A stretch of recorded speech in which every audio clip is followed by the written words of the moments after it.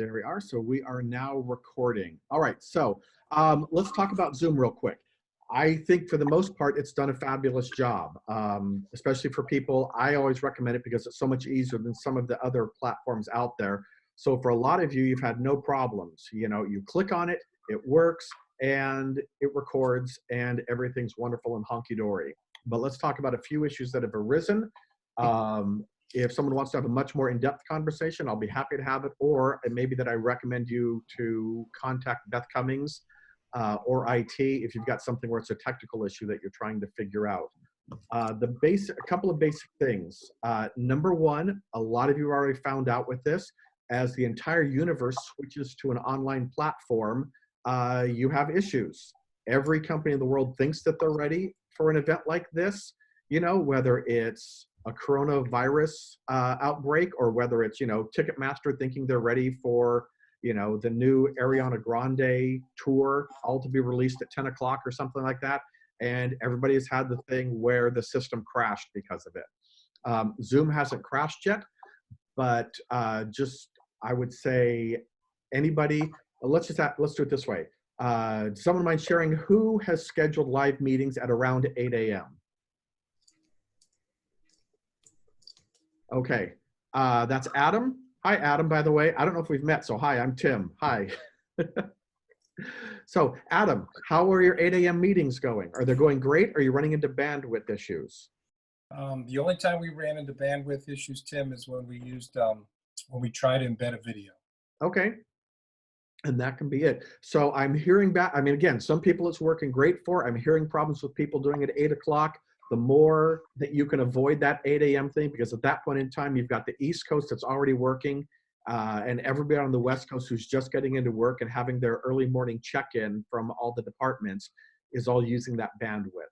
So I realize some of you, you're starting your day at 8 o'clock. You need it in order to have people start their day, in order to talk to students. We're not saying don't use it, but I am saying the more that you don't schedule it at 8 o'clock, the happier your students may be.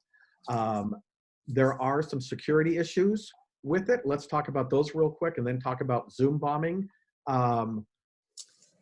Some of it is basic stuff. There are some issues with Zoom and privacy. The good news is a lot of this stuff was pointed out to them and they have changed their privacy policy. For example, were you guys aware that they can monitor your whiteboard and your shared images and do targeted advertising as a result of that? I will pause for everybody to go, because I hadn't heard of that either until I think yesterday. But a lot of this stuff is now floating up that we find out. I remember last year they got in trouble because their install involved putting a server on your computer, at least on Mac. And so Mac actually pushed out an upgrade to eliminate that. So there have been some issues with this. I would suggest researching it. If you have questions, again, I'll be happy to talk to you. Beth will be happy to talk to you. I think Zoom, as they're kind of being, for lack of a better term, publicly shamed, are doing a really good job of rewriting their privacy policy. So some of the more egregious stuff is now going away, like the targeted advertising, like ownership, things like that. The big issue to talk about is Zoom bombing, people hijacking a classroom, issues like that. It is an issue, and there is not a good solution. Let me explain why. One of the things that you can do, for example, to prevent people from, actually, let's back up. Zoom bombing. I assume there's at least a few people here who don't know what I'm talking about. So what that means is somebody coming into your classroom uninvited, and whatever it is, we had an incident yesterday. It was putting profane pictures, not profane, sorry, sexually explicit pictures inside the chat. Obviously, wildly inappropriate text, personally attacking instructors, things like that. So this is happening. So there's things that we can do to not prevent it, but greatly eliminate it. It's kind of like cheating. If somebody really wants to do it, they can do it, but you can make it way harder for them. So bluntly, they'll go find somebody else who it's much easier to do it to. One of the things that you can do, for example, is to not publish your link. So at the last minute, you send out the link. It's a random link, like mine, for example. You guys I use the same one every time. It's my Zoom room. If I wanted to lock this down, what I could say is at 1:28, I will send you the link, and I send it at 1:28. That means it's not circulating on social media. It's harder for people to get into it. It makes it much harder for anyone to hack into it. Now, on the flip side, why might that be a bad decision as an instructor?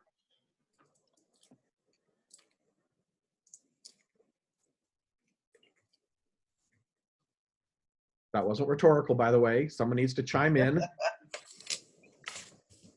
Students can claim they didn't know about the meeting, or if they don't have a prior notice. Yeah, That, exactly. Yeah, I lost the email. So I don't have an official policy, and Bates doesn't. One of the things that's happening is we're kind of aware of this, and we're making policies. And part of my job on that is to represent, because IT's response is always to lock it down. And I don't say that to criticize IT. That's their job, is to make it secure. But when they do that, that can have unintended consequences from an instructional perspective. So we're trying to kind of get a balance of how can we make stuff more secure? How can we help people lock down the rooms while not placing an undue burden on students where they can't get into the room because, for example, we have students or we have instructors who lock their room 5 minutes into a classroom. And again, that's perfect. That's great. That's absolutely your prerogative as instructor.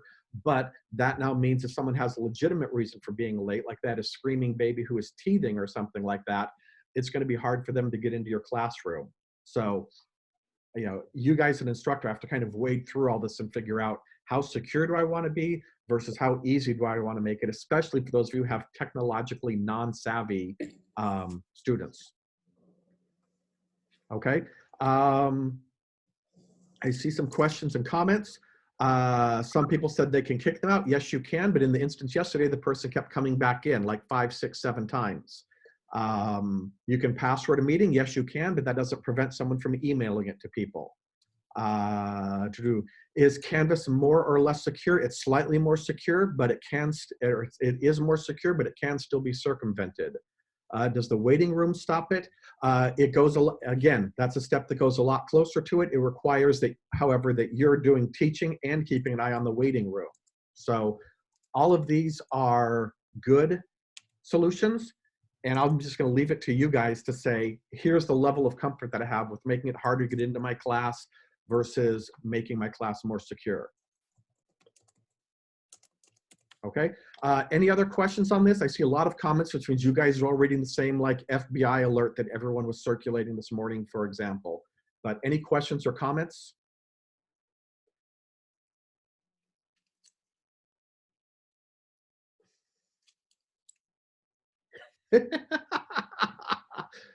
Okay. Thank you, Ken. I appreciate your joke. Sorry, I try not to laugh out loud, but that was genuinely funny. it looks like only you got it. It was a private message that he sent That's what to me. Sorry. Elizabeth, your question. The backgrounds are actually pretty easy to do. If you go to stop video or start video on your screen and click on the little caret, the arrow next to it, you should have a link that says choose a virtual background, which allows you to go in and change your background, which is how I've changed mine every day. Is when it starts, I just go in and choose, you know, toilet paper or Pee-wee's Playhouse, or I think the other one was Skyline or something like that. Okay? All right. Yay, Elizabeth, you know how to do that. It's now been a valid 90 minutes. You have learned one fact, so we're good for the day, right? Okay, so we're talking about compliance today. So I'm going to do a very quick overview of it. I'd really like to keep it about 5 minutes. In fact, if I hit 5.5, Colin, can you please in the message say you're at 5 minutes, Tim? I want to talk about it generally, and then what I want to do is go through a couple of main areas of compliance, give you guys kind of what the framework of the issue, talk a little bit about it, both from my perspective and things that I've heard that students are doing. And I really want you guys to either share your practices or ask your questions and issues that you've run into already. In my mind, this is going to be at most 50% me and 50% you. I'd be thrilled if it's 25-75 even. But in fact, I even invited some of our more experienced teachers who were already going to be here, yay for them, but to make sure that they came in and felt clear that we want them to come in and say, you know, I've been teaching for 5 years and here's how or in some cases, you know, 10, 20 years, here's how I deal with this issue online. So we want to open this up and make this much more of a dialogue than it's been. Okay, so let's talk. And Colin, I was serious. If you want to start the clock now, I'll keep it as short as I can. But the basic issue is you guys are all teaching online. A lot of you haven't taught online before. Some of you, again, are experts and pros, but some of you haven't done this before. So what are some things if the federal government or the state government or the Office of Civil Rights or NWCCU, or for some of you very specifically, let's see, Sandy, I see you. Hi, Sandy. Sorry, I just terrified her. What's your accrediting agency, like NIAC or something like that? You've got to unmute yourself. I know, I'm working on that. There we are, yay. Yes, it is the NAAC. NAAC, and what's that stand for? National Education. Wait, Sorry, I did. let me write it up. No, it's the National Association for the Education Young- of Children. Of young There children. we go, yay, touchdown, hooray for early Sorry. childhood education. Woohoo! Okay. Do we win? Yes, you do. Now you guys can Okay. all mute yourself and go back to playing solitaire, but Okay. sorry to wake you up. Oh, no solitaire. Okay. So anyways, some of you guys have very specific accrediting agencies who are going to come in, whether it's every year, every third year, every fourth year, and they're going to ask, what did you guys do? So what we want to do is talk about some issues like accessibility, like, equivalent academic experience, some of these things, and make sure that you at least understand the issue. For those of you who you're going to be doing this for, whether it's 2 weeks or 3 months, however long this lasts, at least take some of these steps. You may not have to have this great, awesome, spectacular, completely polished online class, but at least be aware of some of the issues so that if you get asked that, you can say, you know what, we only did this for 4 weeks, but here's some of the steps that we took in order to meet those requirements. Okay? So that's what we want to talk about today. I think I'm under 5 minutes because I don't see a note down there, but any questions about compliance and regulation before we get into the specific topics?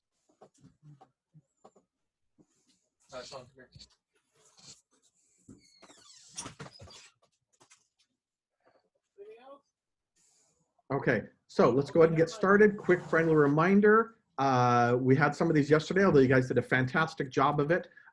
If you have your mic on, don't forget you can mute it. So if you've got a kid in the background, or we had last week at a dean's meeting, we had a barking dog that apparently was trying to maim an Amazon delivery person, make sure you hit mute at that point in time. Okay. Other than that, I'm not muting all, so I'm going to trust you guys to monitor it. You did a great job yesterday, but just remember that. Okay. Let me lower everybody's hands. And we're off. If you guys have any questions, I'm seeing a lot of familiar people, but for those of you who aren't, if you have any questions, and it's not an appropriate time to ask the question out loud because we're in the middle or someone else is sharing, do feel free to type it in the chat room. For those of you who haven't done that, down at the bottom, you've got a chat button, so you can click on that to see it, and feel free to type it in there. And again, Colin is monitoring this. And so if we, for some reason, miss your question, we'll try and answer that. But if you miss your question, then we'll take a note of it. And we might even, if we have to, we'll even email you, at the end of the day or something like that. All right. I think the only other housekeeping announcement is you guys have been great. I really appreciate everyone coming, asking good questions, making good comments, sharing stuff with each other. I realize because of just the super compressed time frame, it's been a little bit scattered and we haven't had all the resources stuff available. My goal is, since we don't have these on Thursday and Friday, is to take at least 1 or 2 of those days and get resources available to you guys. So whether it's videos that we've already shot, videos we shoot, handouts. Today we're going to have lots of checklists. I'm going to have a list of everybody who attended once and just send that stuff out to you guys. So you will get handouts and documentation and links and all that by the end of the week. Okay? All right, let me share my screen. PowerPoint. All right, and again, we're going with the world's most boring PowerPoint presentation. I'm not even going to turn it on since we're sharing screen and it's just white and black anyways, but this is just kind of a focus. So, in no particular order of importance, I guess we'll put this one first because someone got a $721 million fine for violating this, so we'll take that one seriously. The good news, if you're a WGU alum, is WGU didn't have to pay it in the end. It was overturned, but they got fined, $750 million. So that's not couch change money there. Okay, so Regular and substantive interaction. Have you guys heard of this before?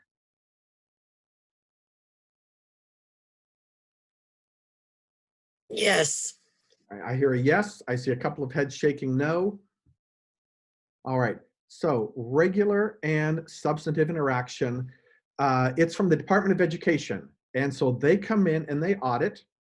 And they have already audited, I think we're up to 5 or 6 colleges in the state. They are coming for us. It's a question of when, not if, we're going to be audited, because they're going to get to every single college. And the basic focus is the class that you're offering distance learning, or is it a correspondence course? And I'm not going to talk for 20 minutes about the difference between the two of them, but the basic thing is if it's distance learning, it means that the student is in there, they're taking a course, they're learning, they're getting feedback, the instructor is there, it's an actual, people are engaged, it's a course like that. Correspondence course, for those of us who are older, we remember correspondence courses. That was, in my case, when I took one, it was the instructor sent you a PBS video, VHS, you popped it in, and then you wrote a 5-page essay and emailed it back to the instructor, and you did that 3 times and you got a grade for the course. So I assume everybody can understand the difference between the two, right? Okay. So we need to make sure that the courses we offer are distance learning. If we dip below 50% on our online offerings, that's where the feds can actually come in and either fine us or make us ineligible to receive financial aid. So what that means, we've kind of talked about it, you're having interaction with your students, you're there, you're monitoring, there's participation. They feel like this is an ongoing class, in the same way that they show up online for class every day and they can raise their hand, they can ask questions, they can say, I don't get problem number 7. They have that ability to do that in the online environment versus you saying, all right, everybody read pages 1 to 300, write an essay on what you feel Hamlet's motivation was, and turn it in 3 weeks. Bye, see you in 3 weeks, I'm going fishing. Okay, nothing wrong with that course, but that's not a distance learning course. So one of the issues we have is that we have very squishy definitions. Okay, my favorite story, and I will tell this repeatedly, so sorry if you've heard it already, is Highline got audited. The head of Highline e-learning, Mark Lentini, talked to the person who was there from the Department of Education and said, hey, can you give us the Department of Education's definition of regular and substantive interaction? Okay, does anyone want to guess what the definition was from the Department of Education? I'll give you a hint. It starts with the phrase, it's interaction that is.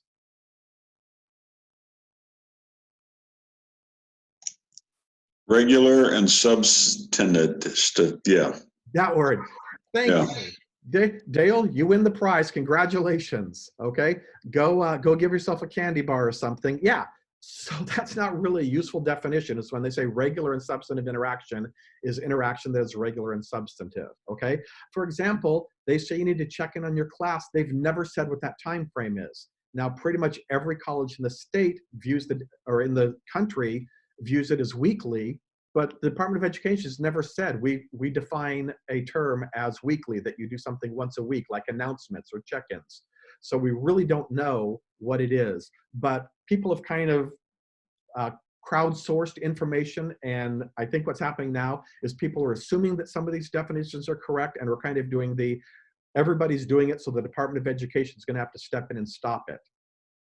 Okay, so what we've got here is a checklist. And let me switch over to that.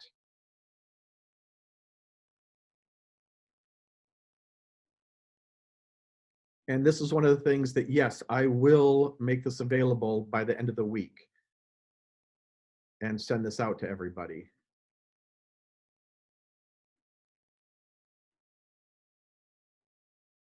Okay, so does everybody see a regular and substantive interaction checklist? Yes?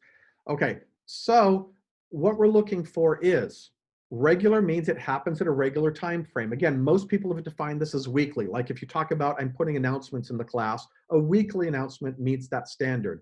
Putting one in the first day of class and putting one at midterms probably doesn't meet that standard. Again, we don't have a court case to prove that, but everyone is pretty much operating under that.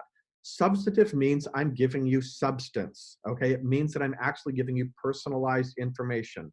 Let's see, who haven't I picked on? So I'm picking on the first 6 people. Who we got there? Jeff. Hi, Jeff. How are you doing?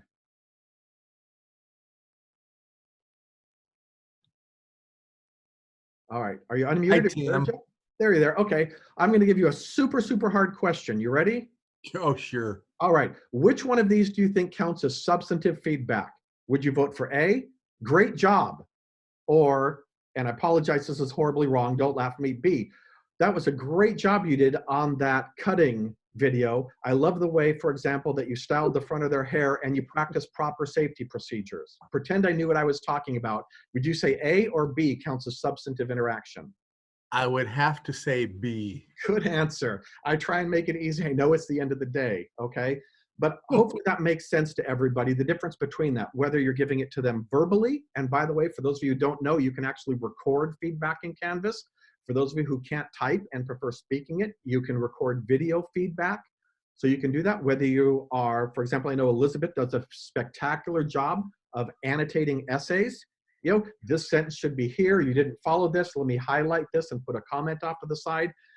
You know, I know some of you look at people's projects and give them great feedback. That would count as substantive feedback.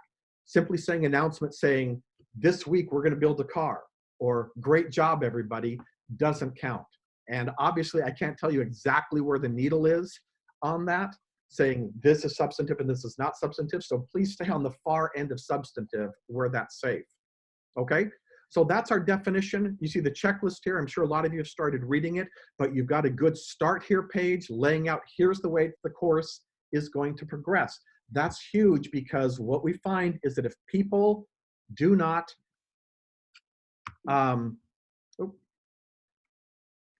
some people are saying this is kind of hard to read, and now I just hit minus instead. There we are. That is not zooming.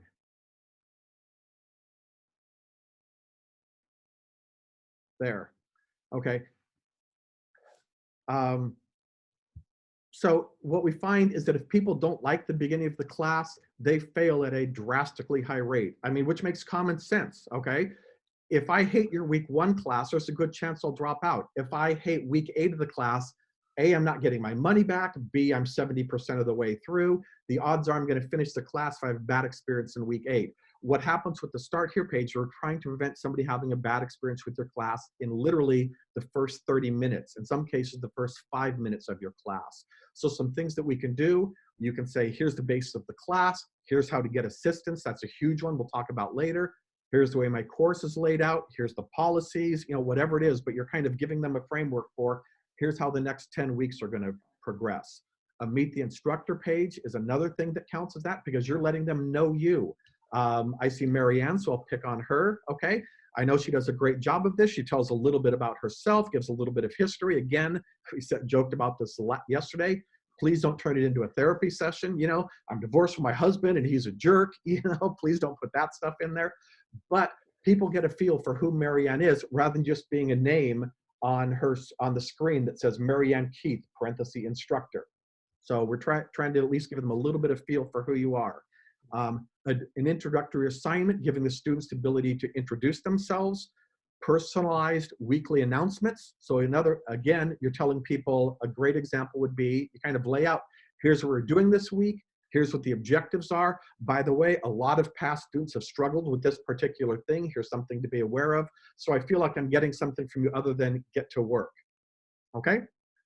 A big one down here is instructor participates and moderates discussions. I know a lot of you have discussion boards. If I say, if I'm the auditor and I say, how did you do regular and substantive interaction? And you point to a discussion board that's not audited, I can tell you right now, this is a stated policy, that doesn't count. So unmoderated discussion boards and rubrics, the Department of Education has explicitly said don't count. Okay, what does count is if you're in there and you're saying, that's a great answer. Here's an example of this. Does anybody else have an idea? Or sometimes it's negative. Yeah, this actually isn't applicable because of this law right here. So back to what they say. Okay, so I'm going to leave that up there, but what I want to do now is turn it over to you guys. So enough of Tim yakking. What have you guys done to get that interaction inside your class in the online experience?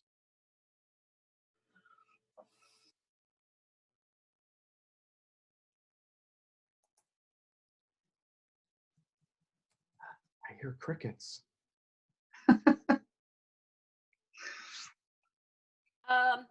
It's me, Elizabeth.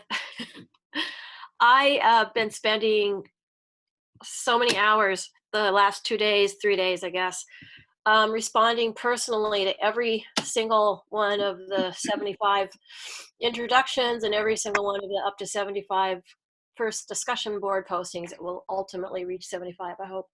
Mhm. So I want them to have one really personal response from me right at the beginning, even though I might not be able to respond to every single one of the hundreds and hundreds of postings as we go on. They're going to get it from me right at the beginning. Yeah, that's a fantastic thing. And yeah, I know it's a lot of work. Thank you for doing that.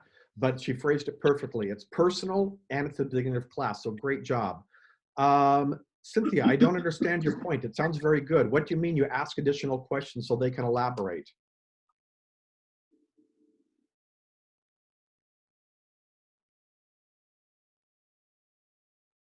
Sorry. If they're mentioning something and I don't quite understand exactly what they're saying, then I'll, ask a question to have them explain a little bit more.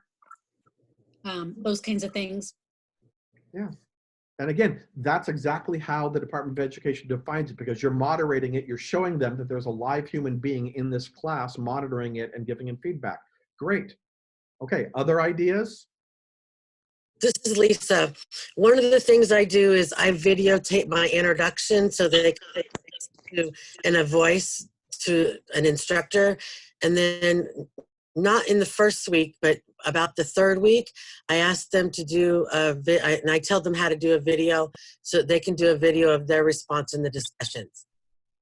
I think that's a great one. Yeah, for those of you who can do it, a 90-second to 2-minute introduction, welcoming them to the course or explaining assignment to them is a great thing.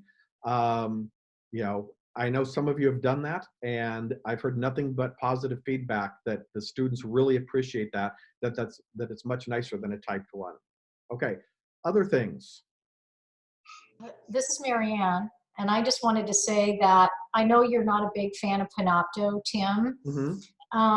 But you mentioned Jing yesterday, and I've actually used Jing in some prior classes that I took. So even though I did the same thing in Panopto the very first day, and I do the same thing, an introduction page, and then we have the students do a bio, we call it a bio, and then everybody introduces themselves, and then they also communicate with each other. Part of the assignment is they must reach out to at least a couple other students on the bio. So they start finding a commonality between them if they've moved from a different state. This quarter, I have a lot of students who love animals for some reason, and they've just really gotten into discussing that. But I think I'm going to go and get onto Jing and do a short little video as well. And I might do that every day for the first week just to get everybody engaged. Yeah, that's great. All right, other ones? These are great examples. Tim, this is Dale Trombley. Hi, Dale Trombley. Hi there. We have students who have done very little in Canvas. And so what we tried to do this morning in the video class was go to each student individually and have them talk to us about how Canvas is working, the assignments, posting their video or picture and that type of thing. And it gave each of the students that participated an opportunity to vent some frustrations and or other students to chime in about, how you can change this or how it worked for them. Yeah. So. I think that's a great thing. Excellent.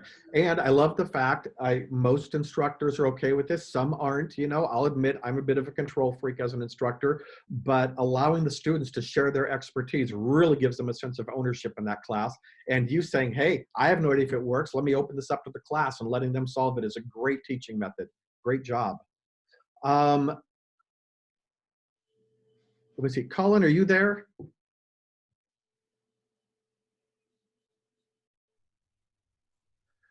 Colin, Elizabeth asked a great question whether Jing works on smartphones or has an app. And obviously I can't look that up. I don't know is the answer I'm going to give her. But if there's any chance that you could look that up as we're going through this and post an answer to her, that would be great. Chuck, do you mind if I ask your question out loud, wherever you are? No, go ahead. Okay, so why don't you tell us, so you're saying that students have, students struggle with their cell phone, it's hard for them to follow. What's the struggle that they're having? Well, when we're trying to show videos, or if I'm trying to show them a page out of CDX, which is our manual, Mm-hmm. you know, and you're trying to have them go along, well, they're seeing a little Pete that it sizes down to them, and so they're trying to follow along and they can't. Yeah, so in other words, you're just talking about pure unadulterated screen size. It's Right. 1-point font or half-point font, basically. Right. Okay. Yeah, so it's hard for them to follow. It is, and that's why we talk about trying to make your device or trying to make your stuff as good as it can be for cell phone. It's tough, and again, please don't interpret this as, hey, you should do a better job of this. I'm not saying that because I know everyone's scrambling to get this. One of the things that can help is if there's any way that you can put something in PDF, that tends to work good in mobile. It gives them the ability to really quickly resize it and zoom it. But I know that's a huge ask. You know, as you're live lecturing, you pull something up. Okay, I can try that. I can try that, yeah. All right, great. Excellent. Anything else before we move on? Excellent discussion, guys.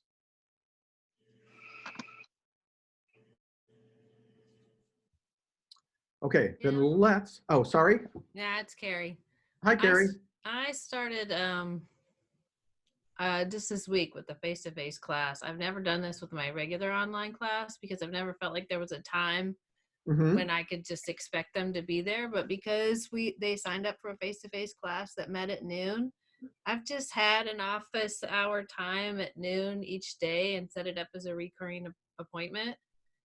And each day I've gotten in there and talked about one more small thing, and it's been pretty good. I haven't had all the people show or even the same people every day, but I felt like we did make a connection in it. And it also helps me to see what the course looks like as I'm sharing it with them. So that's worked well for me this quarter so far. Third day in. Third day in. Come on, let me knock on wood. Yeah, okay. Please do. All right. Yeah, I think, you know, I did virtual office hours, what was that, 2 weeks ago before everybody fled the scene. Did that. I didn't have a lot of people. I mean, I had a couple of people each day, maybe 5 to 10 people each day. But one of the things that I found was that people really liked the office hours because they knew that someone would be there who could answer their question.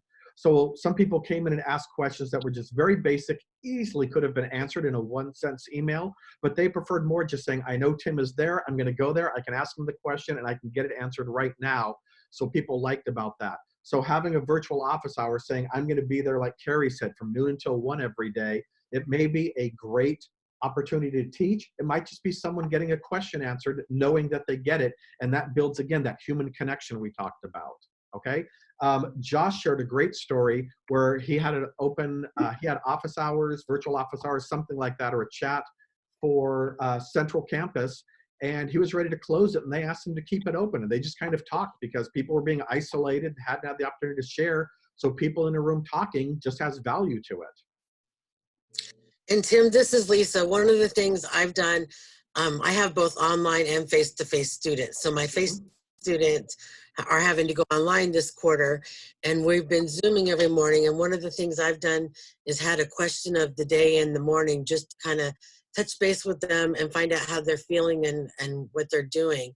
I have 14 students enrolled, and I had 12 today. Great. So a couple of the things I've asked is just how things have changed in the past month in their life, who are they connecting with, how are they moving their bodies, things like that. Yeah. Just get them in the morning started and in a discussion and kind of get them to feel like they're not so isolated. And that's really worked really well for my students.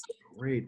And I think it's a fantastic technique you've done by asking those questions, because although they may not realize it, you're not just having a talk with them, you're trying to prep them for success. So for example, by people knowing that they're going to be asked these questions, by people sharing information, you're having them do some things that are going to help them have a better chance of success over the course of this quarter. So I think that's really valuable. Okay, Joan, you're asking, how do I learn more about virtual office hours? What does that mean?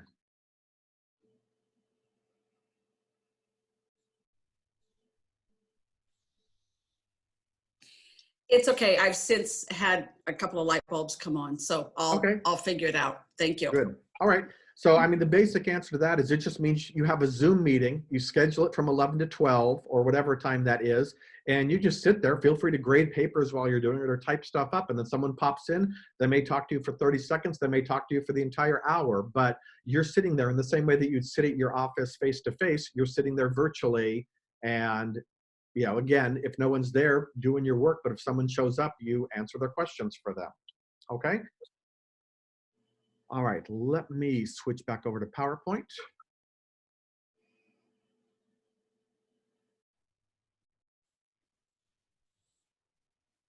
All right, so that's regular and substantive interaction. Next up is accessibility, okay?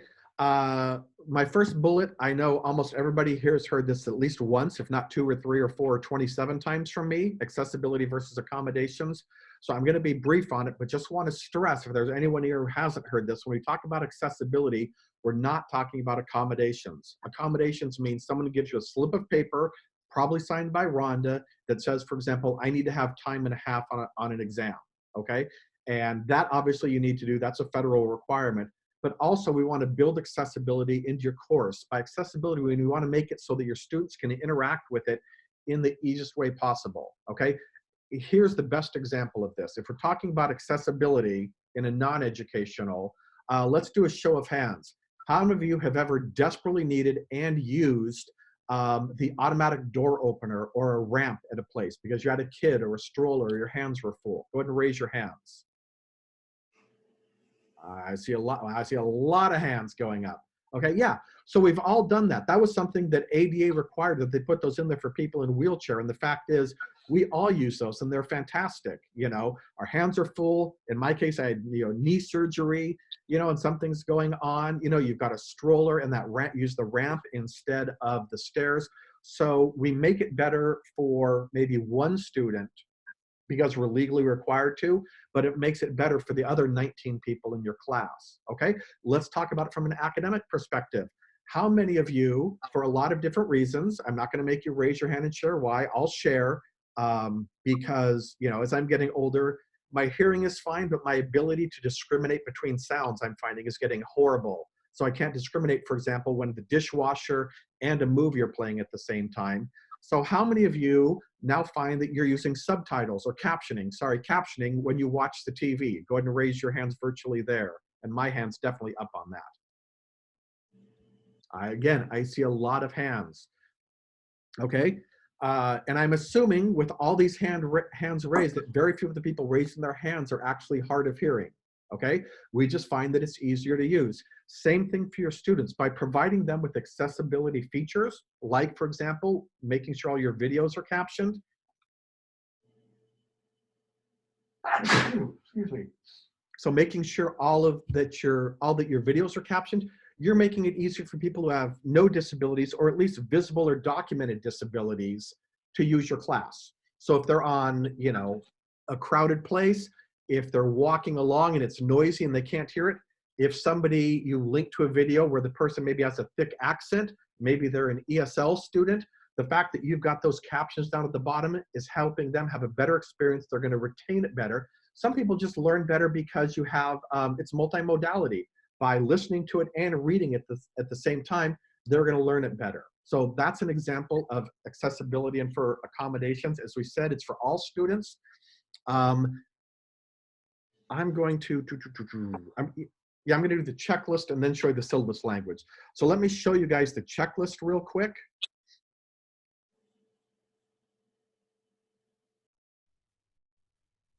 There, I think that's it. Nope, wrong one.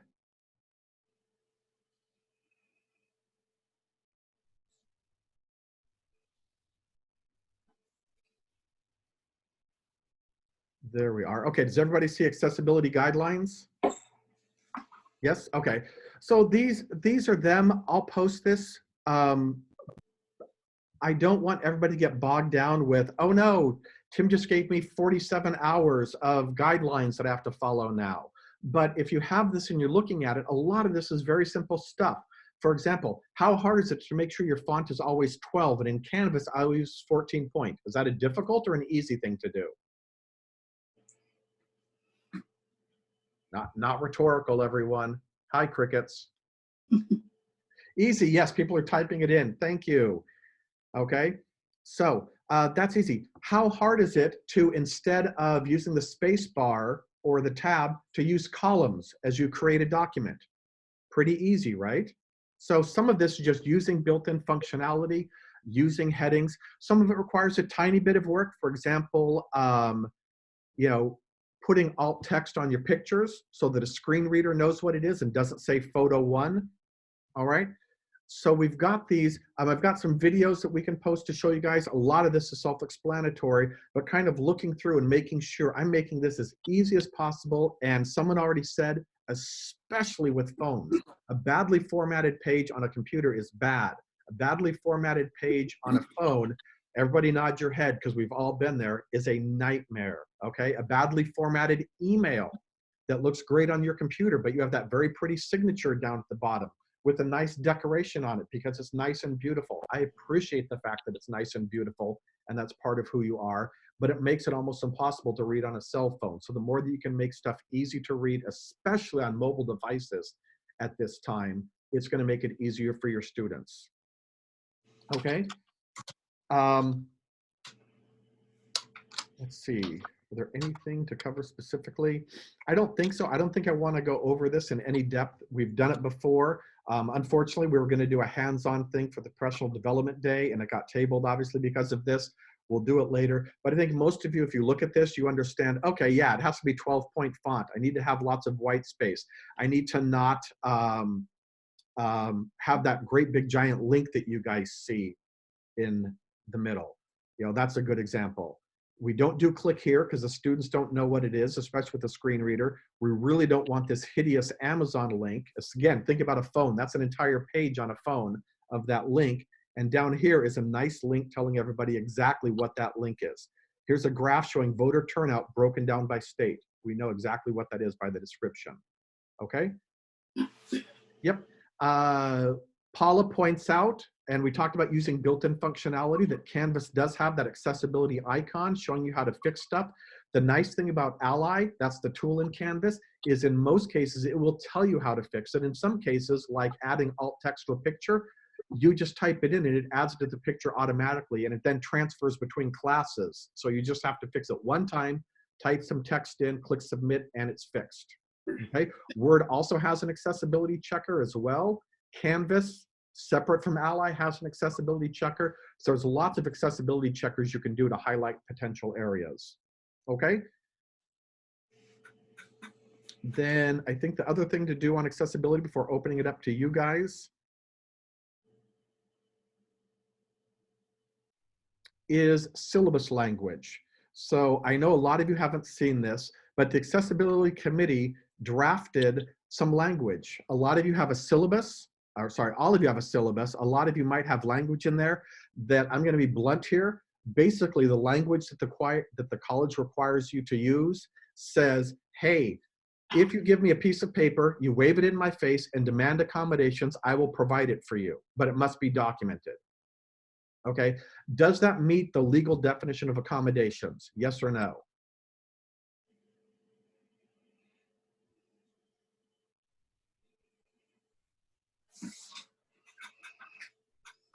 I am going to wait. Yes or no? Does that meet it? I've got one no. I've got a chirp. I've got a question mark. I've got, and it comes from Rhonda. My guess is no. Okay, so the answer is actually yes, it does. It meets the bare bones definition of accessibility, meaning if somebody says, I require accommodations, you will give it to them. But it must be documented. It has to be a piece of paper. It has to clearly be laid out, like I have, you know, this academic disability and I require time and a half for a test, okay?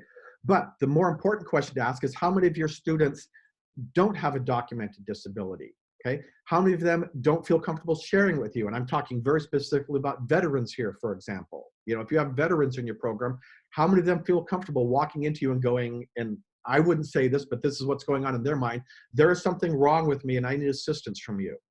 There's a lot of veterans. They, for example, have 4 times the national average of hearing loss. But the culture says don't ask for help. So if you look at this language here, I think it does a great job of saying, hey, if there's anything that I can do as an instructor, and I like the language at the end, does not compromise the intent of the learning activity. So as an instructor, you have the right to say, no, I can't make that accommodation for you. But you're saying if there's any reasonable accommodation, you know, for example, you've got a back injury, if this was a face-to-face class, thank you for letting me know. I've got no problem with you walking around the class to stretch out. You know, I'm starting to get a bad back, and that's something that I need to do, is I just can't sit for extended periods of time. Okay, maybe you say, oh yeah, I've got no problem with you recording the class as I'm lecturing and going back and listening to it later. But anything that I can do, again, I want to keep the integrity of the class whole, but anything I can do to assist you. So I would recommend copying and pasting this and putting it directly into your syllabus. Okay, got a couple of questions. Marcy says, doesn't the paperwork have to go through student services? Absolutely. Okay, but we're not talking about that. That's accommodations. We're talking about just trying to make the class easier for people. So if somebody has one, yes, it goes to student services. They come back and give Marcy that piece of paper. That's something we have to accommodate. Like I need time and a half, or I need to preview stuff before you hand it out to me, things like that. What we're talking about is just trying to make it easier for people who might not have a documented disability. Okay. Hey, Tim. Yes. This is Sean Adams.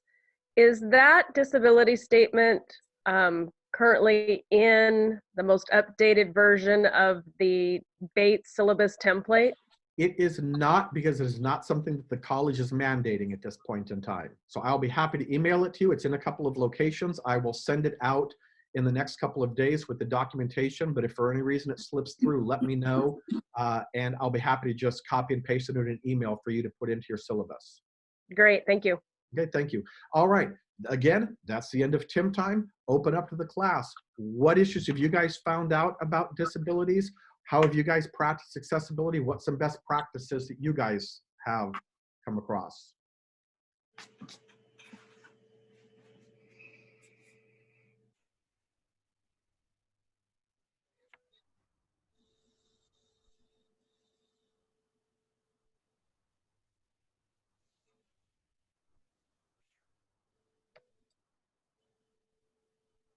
I should warn you, I have 2 teenage daughters, so I'm very comfortable with sullen silence.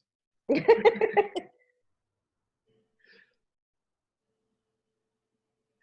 Sean, do you mind sharing what you said? Oh, yeah. Well, first of all, I kind of disclose that, you know, the issues I've had in school, and I struggle because I have ADD, and I let them know the issues I've had. Also that I've been, you know, I'm a disabled veteran. And so I have those who then feel comfortable. They disclose things like, for example, I have a student right now, she says she's 100% disabled veteran, and she may miss class because she has to go to the VA. And, you know, I get that.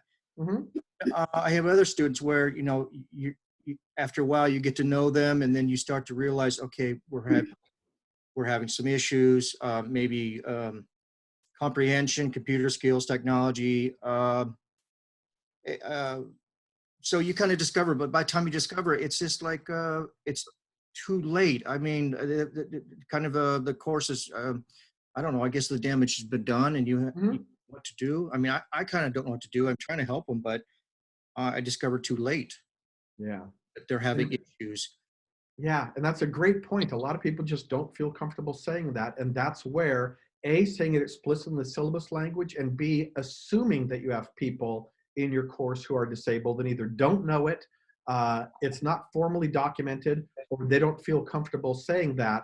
So you design your class knowing that there's people in there and doing everything you can to make it as accessible as possible before you get the Rhonda Graham. Well, the thing is, if nobody says anything, I figure everything's going okay, and you know, I continue on, and I encourage them. Hey, tell me what's going on. You know, communication. Keep in touch with me. But I say, if you don't say anything, I understand that you get it, and I'm going to move on to the next thing, and we're just going to progress. And still, they're not going to say anything. I mean, they're like apprehensive to say anything. Yeah, and I mean, I don't have an answer to that. That's a great question, and at that point in time, you've done everything that you can as an instructor to help them. Tim, this is Lisa Webb. Hi, Lisa. One of the things that I've done, and my students have shared quite a bit, I do what we call out the door. With my face-to-face students, I do an out the door before they leave, and I do it in the first week of the quarter.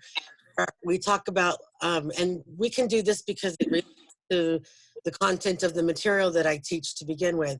But I ask them to tell me one thing positive that they got out of the class that week. And then I asked them to tell me one thing that you'd like me to know about you that will help me support your learning. And the way that I did that this week was I did it in the chat box in the Zoom meeting. Mm-hmm. Them do the out the door today in the chat box and had them just do the drop down menu where it just came to me. So only I could see that. And I still had students, out of 12 students that I had today, all of them told me something about themselves that would help me support them as a learner that had to do with accessibility. Great. No, that's fantastic. That gives you the tools. I That mean, it'd be works. great if there weren't any disabilities in your class, but that gives you the tools so that you say, I now know what I need to deal with. You know, 6 of my students have this, 4 of my students have this. So that's how I've done it, and it works really well in the face-to-face. I wasn't sure how it would work today doing the out the door on the Zoom, but it actually did work pretty well. Yeah. You know, I think that's a great idea, the fact that you had everybody do it, because now there's a parameter. It's not one person having to raise their hand while 11 people turn and stare at them, or at least that's the perception there. So the fact that everybody's doing it, I think, is a great way to do it. For those of you who took our survey that we gave you, your readiness survey, we tried to put that directly into there where there's a question where they're supposed to type in issues. And they can say, you know, my kid's a jerk or something like that. But there's at least the opportunity to share some of that with the instructor. Tim, this is Dale Tremblay. Yes, sir. Again. Nice car. You want to buy it? No. My question is this. We try as best we can as instructors to document or assist with disabilities. But if the student doesn't come forward, at some point, the onus is on the student. And the instructor's absolved somehow of responsibility? Yeah, you're exactly right. The purpose of this conversation isn't to say that you need to hunt them down, you know, go to their garbage can or something like that for any indicators that they have that. You give them the opportunity. You give them every opportunity you can. You make your course as accessible as possible. You know, for example, an easy one is you make it as large of a font as you can. You make stuff digital versus paper so that they can have that digital interaction with it. At some point in time, I think the point you're making is absolutely accurate. You've done everything that you can to help the student. At some point in time, they have to do something. Thank you. Yeah. We had the lawsuit in Los Angeles that a lot of people are looking at as far as accessibility. And in that case, the college lost the lawsuit and the teachers actually won. The teacher said, kind of like what you said, Dale, they said, I went to my training, I put it all into practice, and when my student, in this case, the ones who were suing, the students told me that they had a disability, I provided them an alternative method of submitting the assignment. And the judge said, sounds good. The college got hammered because a lot of their stuff was inaccessible, but the judge said in court, you know, yay teachers, good job.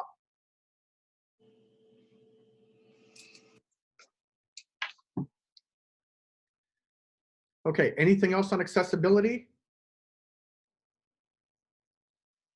All right, we've got one more kind of large one to get through and then 2 I want to hit quickly.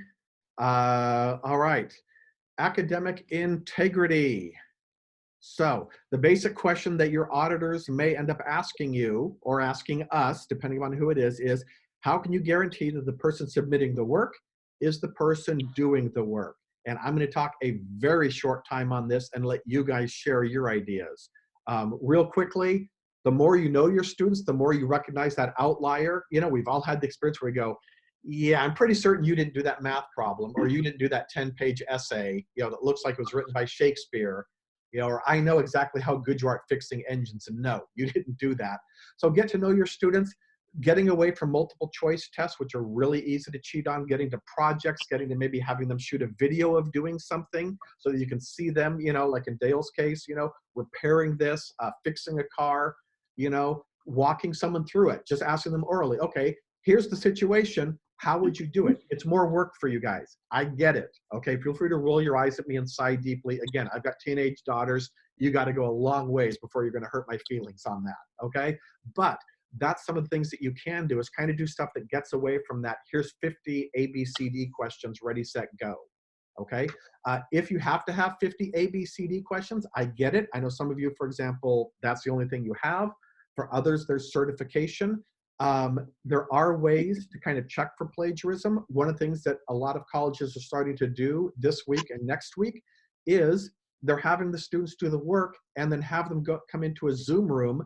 For those of you that don't know, as an instructor, you can have the panel view where you can see everybody doing it, and they just have them take their cell phone for a Zoom meeting and point the cell phone at the paper so they can see their handwriting as they're doing it, and maybe go back a little bit farther so they can see them and see if they're on their computer looking stuff up.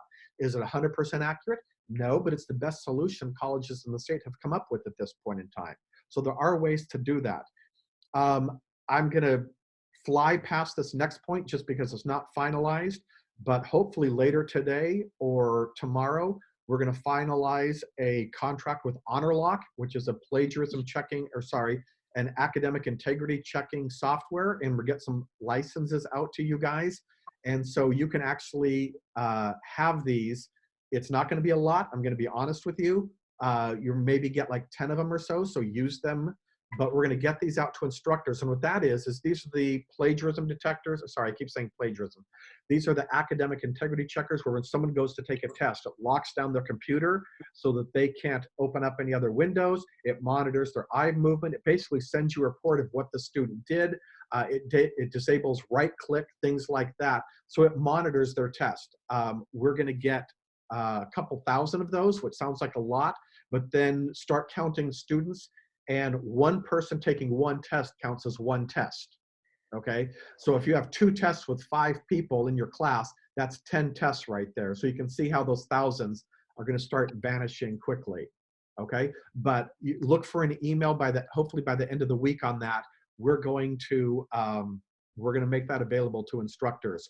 What I will recommend, and sorry, there is at least one dean here, so Lori, plug your ears and go la, la, la, la, la, la. What I would recommend is politely haranguing your dean if you're someone who really needs it, and go, here's why I need it. I need a lot of these. Please help me out here. Okay? All right. Oh, good. Lori and I are still friends. Glad to hear that. Okay. As far as plagiarism, I don't have any good advice. Turnitin is great, but Turnitin is probably $20,000 to $30,000 because they charge us by FTE, not by usage. And Verisight was just bought out, or was recently bought out by Turnitin. So your homemade stuff, you're Googling their text, all the stuff that you guys are doing, yay, great job, but we don't have Turnitin available because it's really expensive, and honestly, most of the instructors wouldn't use it. So my apologies for that.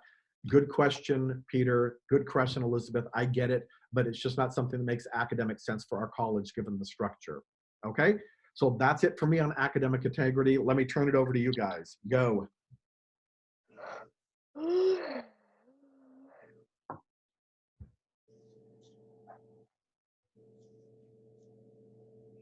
All right, so what are you guys doing? So Scott's saying it's pretty easy to spot. He's kind of talking about the knowing your students thing.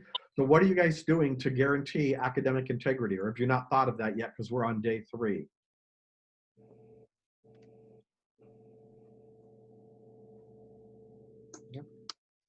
So Scott is singing the praises of checking work with Google. Absolutely. I think that's everyone's default setting. Going, that's interesting. I found this exact thing that Martin Luther King said 50 some years ago.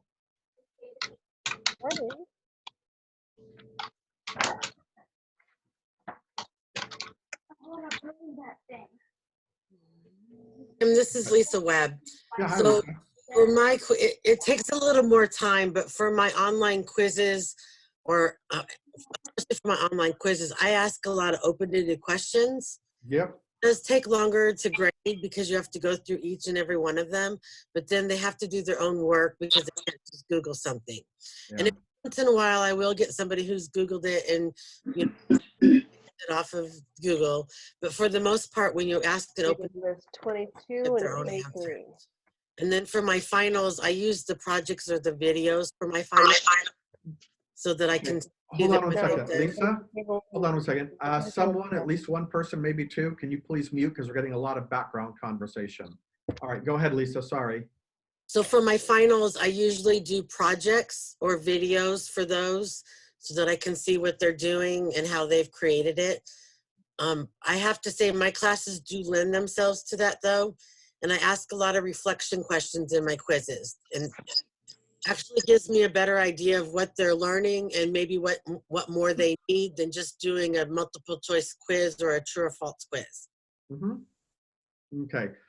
Dale and James, I don't know if you guys want to elaborate, but they make good points, kind of related. Dale says, at some point in time, I need to help my class and not spend all my time chasing an individual student or two. And James says, they're hands-on. If they don't know what they're talking about, we're going to find out real quickly when they get back in the classroom. And those are good points.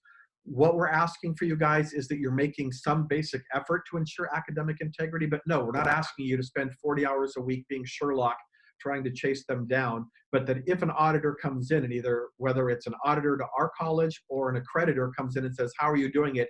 You're at least saying, here's some basic steps that I'm taking. Dale and James, do you guys want to elaborate on your answer at all? I'll just talk. I'm in the denturist program, and a lot of it is anatomy, physiology, and all the theory that we're doing, that we're cramming into the online portion right now. As soon as we, and even during our online lectures, from where we start to where we finish, it all builds off of itself. And if you're not taking the time to study and learn, when we start having an educated conversation in the clinic on a patient, they're going to be completely lost. Yeah. And it's going to be very apparent because they're going to get pulled out, and they need to have a very solid foundation before they're allowed to touch live patients. Good. Yeah, and by the way, just to follow up on that, that's something where with accreditation, that would be an acceptable answer. Is we do this test, but all of this stuff is stuff where I'm directly observing whether they understand this vocabulary or not in the office. That's a great answer. Yeah, and just a practical application of each step as well, along with that vocabulary. Oh, Ken, do you want somebody to virtually stab you in the eye? Is that your goal here? Oh, sorry. Ken just put an April Fool's joke that I think half the people will find funny and half will want to kill him. Oh, yeah. We already anybody who got has like this 6 morning. teenage kids at home, they're not going to find that humorous at all. I had a little chuckle though. Tim, all right, this is and Jeff. Dale, I think you were starting to talk also. Did you have anything to add? I did, only that the instructor before me made a very good point. Most of our curriculum builds to practical application. Mm-hmm. And as it does so, you can quickly lose those that don't want to take the steps to learn it. Yeah. We have so much to do in so little time that it's hard to focus a lot of time on a particular student that might be trying to circumvent learning. So the net of that is, as I said, you can't spend a lot of time on the few. You have to spend the majority of your time on the larger group and just keep moving. Yep. Excellent. Okay, good point. All right. Our last two to get on, these are things that I've seen specifically. I think maybe your accreditors will ask you this question in a lot of cases. For those of you who are online, again, if this ends up being 4 weeks and everybody's back, then this isn't as critical from an accreditation standard, but I do think it's important just for your students. A lot of you have already shared your students are having problems and issues. Some of them are struggling with that. But if you're someone who does a large amount of stuff online, this is something to ask, which is what support are you offering? And the point isn't that they get the exact same as a face-to-face student, but are they getting an equivalent type of support? So some of the stuff that you can offer to your students, obviously you've got the online learning center. They can call us, they can get help. We've got resources that are available. You know, you can post some of our how-to videos in your class, resources, things like that. Make sure that they have IT's contact information. I know a lot of students, for example, who don't have their own computers. Once everyone's back, they go to the library and get assistance there. Student services has things that are offered. So it might be, for example, you have that link in the left side that talks about student services and resources that are available. It might be as simple as highlighting that and making sure that your online students know that we have a counselor, you know, and they're aware of that. It might know that there's a veteran service that they can take advantage of. It might know that there's disability services. So I put that last thing with the U with the question mark. The goal is not that you support your students by being some sort of combination of Albert Schweitzer and Mother Teresa. If you want to be that, knock yourself out, okay? But the point is that you're making sure that your online students are aware that the college has resources available to them. You know, whether that's talking to financial aid about what resources are available to them, you know, reaching out to the foundation, whatever it is, but making sure that you're not saying, oh, we have all these robust things in place for people who can walk into 11th and Yakima, and for people who are in Graham right now online, well, drop dead. We don't have anything to, we don't have anything to assist you. Okay. All right. Let me just open that up. Has anyone found out anything? Anyone have any great resources that you want to share that are available virtually to students?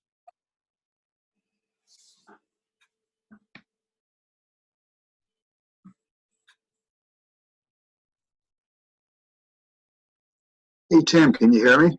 Yes, I can.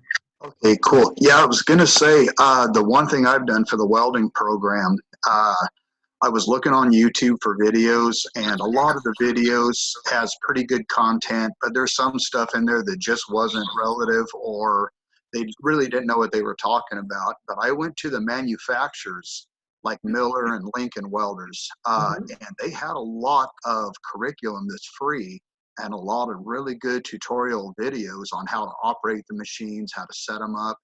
Other departments might be able to do that if they went to the manufacturers of the equipment that they're going to be operating and working with. So those websites would probably have a lot better video than just generic ones on YouTube.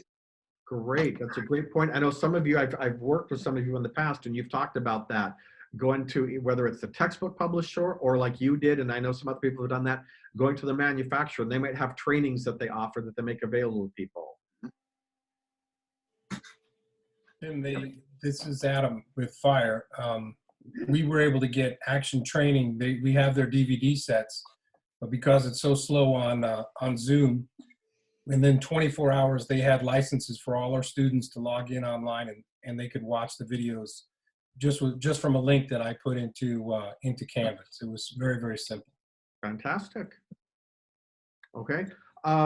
Just to make you guys aware, we're kind of in the same boat as everybody as far as social distancing and stuff like that. The library is kind of up in the air right now, but probably it's coming back the same time the students come back. I don't know about online learning. Right now, there is no one answering the phone, but all of our phones do go directly to voicemail, which goes directly to email. So if your students call, you might want to make them aware there isn't a live operator they'll talk to. But in every case that I'm aware of, we've gotten back to someone at least by the end of the day, and usually quicker than that. But I check at the end of the day, and so far, at least this week, there hasn't been a single outstanding email where they haven't, at the very least, like yesterday, I emailed someone back and said, sorry, it's 10 o'clock at night. I can't answer your question now, but call me tomorrow and we'll talk about it. So they've at least had some contact with that. So do make your students aware of that, okay? All right, this last one, we're gonna be real brief on because we've already hit it, but just to encourage you guys, one of the things that auditors or accreditors look for is your online class an equivalent, not equal, equivalent academic experience to a face-to-face class, okay? So it doesn't mean it has to be a one-to-one, it's exactly the same, but if someone face-to-face gets 10 hours of lecture plus lab experience, that's not the same as putting a link to 3 5-minute YouTube videos, having them read a textbook, and then giving them a multiple choice quiz at the end. Now, I don't say that to be snarky. Please don't interpret it that way. But because I know some of you are building this stuff from scratch, but as you're going online, really look and say, how can I do the best that I can to give these students who are taking the class online the same thing? To phrase it in a very, very pointed manner, the students are still paying the exact same amount of money to come to this college, okay? So their tuition is not being reduced by 80%, so please do not reduce the amount of teaching that they get by 80%. Now it's going to look different things. Maybe you're linking to lynda.com videos, by the way, because almost everyone has access to that through the library cards. I know Brian Parker does that a lot. Maybe you're making your own recordings. Maybe you've snagged one of those GoPros, and I know someone here, I forget who, has a GoPro, and they're going to be shooting videos over the next couple of days and posting them online. I don't know what that looks like. That's kind of your job. Our job is to support you with that. But my encouragement here is to really say, how can I give these people a good, especially since it really looks like we're going to be here the entire quarter, how can I give them a good academic quarter that's going to be equivalent? It's not going to be the same. They're not going to be there in the classroom for 10 hours with me lecturing or looking over their shoulder, but what can I do to give them a great, different experience this quarter? Okay? All right. We are at 2:45. We are basically done. Does anybody have any questions or comments before we send everybody on yet again their merry little way? Yeah, Tim, what are we doing about captioning on videos that we record ourselves? How is it being shared out to the class? Is this for the whole class? I haven't, for my students. I haven't done them yet because I've been kind of waiting to figure out how do we handle captioning. Right. So what we can do is we can caption them for you. I did talk to Valerie. Sorry, I'm tired. I forgot her name. But there is a budget for that because honestly, we're starting to see a lot more people who are doing this. And so we want to make captioning available, but we don't have the budget for it. So there is some instructional money that's available. So we can take your videos, so long as you have a digital version of it, we can caption it. You can make that available to your students then wherever you post that. So the one, for example, that you gave me, there will be hard captions built into that the students will view. Okay, so every single, if I took a video of brushing my 8-year-old's teeth and helping him floss, we have to caption those too? In theory or in practice? In theory, yes. Because I was going to do a lot of, I brought a lot of stuff home with me so that I could make videos for my students that way. And then when I heard that they all had to be captioned, I haven't done a single one because I'm like, I will single-handedly break your budget. No, do it and get them up and we'll deal with that later. We'll have a talk about it, but I would never want, the point of accessibility is not to keep you from doing something. So please do it. We'll talk about it. Part of that, the reason we want to caption it right off the bat is because if you then had somebody who did not hear, someone who was deaf or had difficulty hearing, you don't want to go back and have 800 videos that you now have to caption literally overnight. Right. These wouldn't be videos that I would probably use again because I'm going to be doing it with a flashlight and a lawn chair in my living room. Yeah, that's good. So you may decide to do that. You may decide just to auto caption, say that's close enough. Let's have that talk and we can kind of figure out what the best way to go forward. By any means, please get that stuff available and make it available to your class. Okay. Thank you. All right. All right. Any other questions? I saw an off topic. Someone said off topic. Oh, how do you find stuff from an old Canvas class? It looks like someone's answering it. Give us a call or an email tomorrow, but you can go in. If you can't find it when you search for it, you might have to click the Include Completed Courses button, and then the number of courses available will expand greatly. Can Panopto be captioned? It does have a captioning, but that's auto-generated.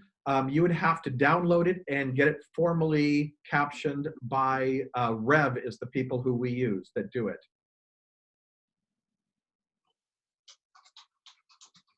All right. I think that's it for everybody. Again, thank you all. I appreciate that from everybody.